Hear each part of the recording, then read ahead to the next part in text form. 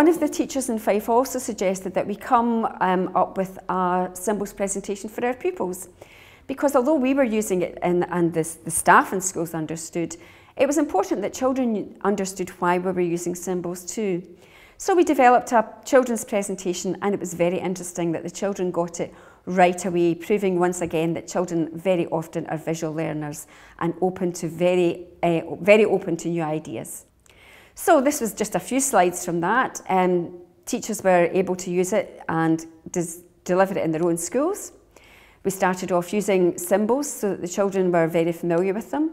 They all recognised them and understood that persistent use of symbols, logos, things like the McDonald's or Tracy Beaker, they knew what that stood for without any pre-literacy skills whatsoever. They only needed to know the shape. So the children were able to tell me what they stood for and why symbols were very important and why it was consistency that was really important. And obviously we used Fife-wide symbols, for example, Dunfermline Football Club and the Fife logo. And we also pointed out that letters and numbers were symbols too. And the children realised why they helped us and what they were telling them.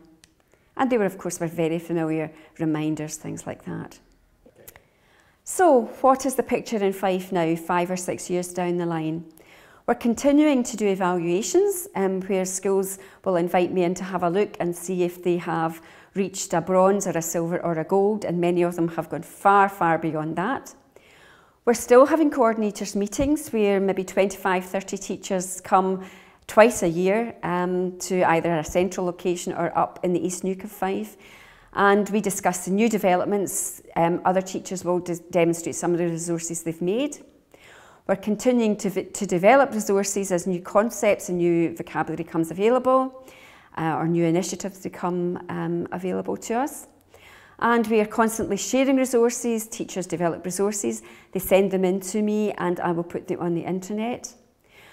We're also beginning far more widely to use the interactive features of the Boardmaker software, where we can use those symbols that the children are very familiar with to actually extend them into using interactive resources that children can be actively involved in using them on smart boards.